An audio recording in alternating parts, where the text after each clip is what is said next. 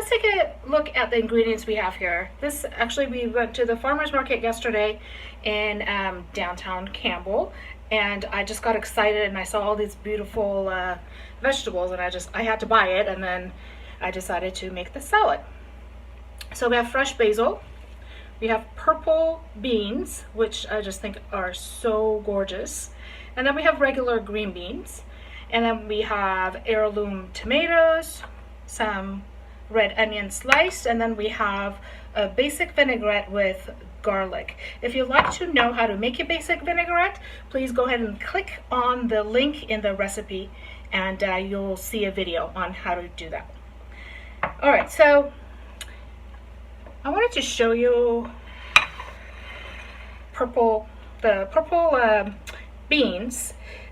They stay purple if they're raw, but unfortunately, if you cook them, they turn green.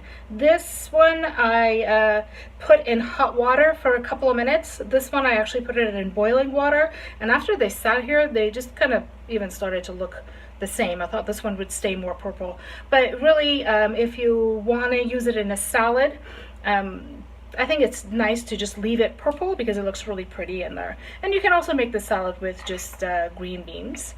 And as far as prepping them, I kind of like this end of a green bean or purple bean. I think it just kind of adds a little something. So I just snapped this part off.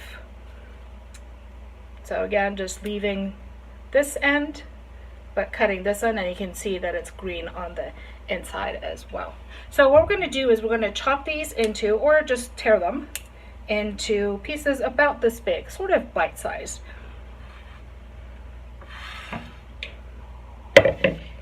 Okay, so just gonna snap them. Actually, you know what? I think I'm just gonna cut them to make it go a little faster.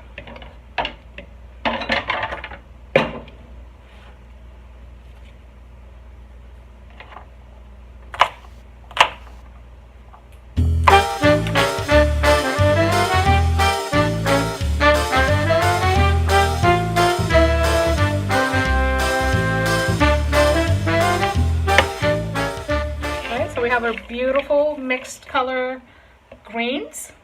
I'm going to add, so this is about, I don't know, maybe 2.5 cups of beans. It's a salad, so it really doesn't matter. A little bit more, a little bit less doesn't make a big difference. This is about a quarter of a small red onion. I'm going to add that. And then the tomatoes. I have a control and bought a bunch of heirloom tomatoes just because they looked so beautiful. I think for this salad, I'm going to use the yellow one, and this is going to be way too huge, so maybe I'll just add half of it.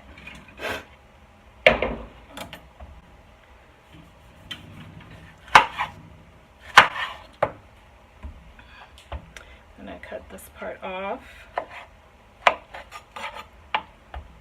And I cut this part off.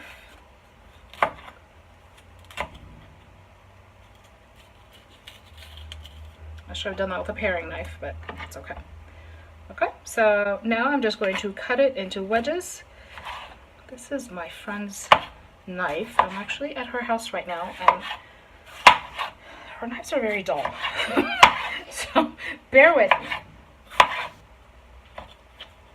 Alright, so notice that as I was cutting, because I wanted to cut it into wedges, I moved the angle of my knife with what I was cutting, with the shape of the tomato. So now I'm just going to chop these.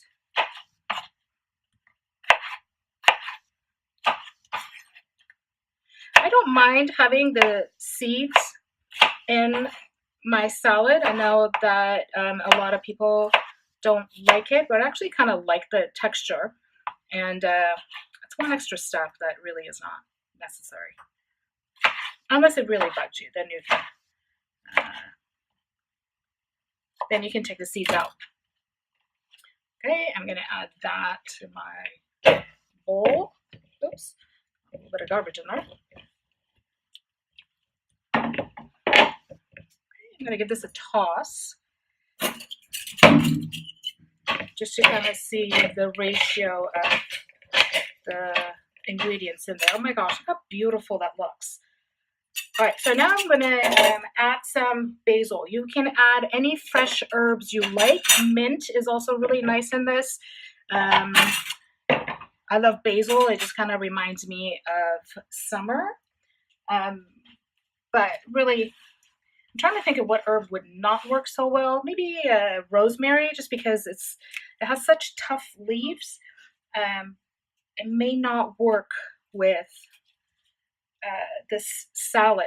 Everything's just like fresh and tender and delicate. If you really love rosemary and you want to add it to the salad, I recommend chopping it really finely and adding it to your vinaigrette first. I love lots of fresh herbs. You can also add some lettuce to this salad if you'd like, just to kind of increase the volume. It can be any kind of lettuce that you have on hand or whatever, that's easy. Okay, so quick tip on how to chiffonade basil.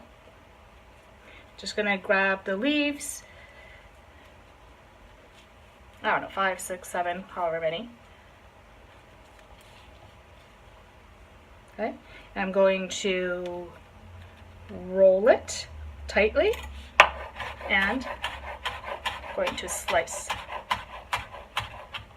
So this is how you chiffonade. Basil or mint are usually two herbs that you might hear that term, chiffonade, and really it means ribbons. I wanted these to be kind of small because I'm putting it in a salad and I don't want to have like a long strand of herb in my salad as I'm eating it. But I want to show you something. So I'll just use a few leaves. Okay, so again, stack the leaves, roll them tightly. Okay, if I roll it this way, my ribbons are going to be this long. If I wanted longer ribbons, like the length of the leaf, then instead of rolling it this way, I can roll it this way and chop. So you get longer ribbons. So like this compared to this. Okay? All right. So this is sort of like a rustic salad, so I'm not worried about getting all the pieces beautiful and the same and whatever. So I'm just going to roughly chop the basil.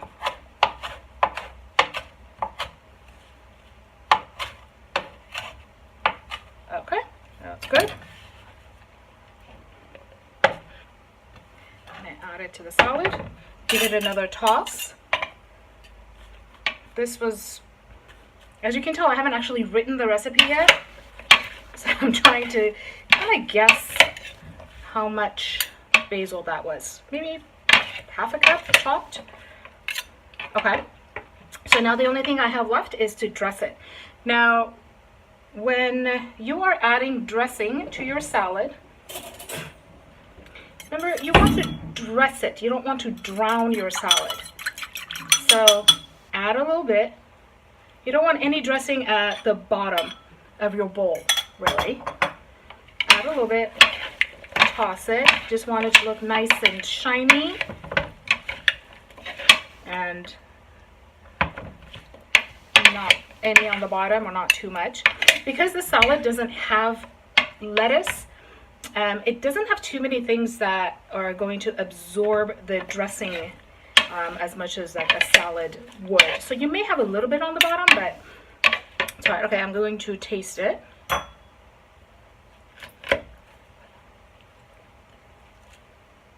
All right, I want to get a little piece of every part. That's good.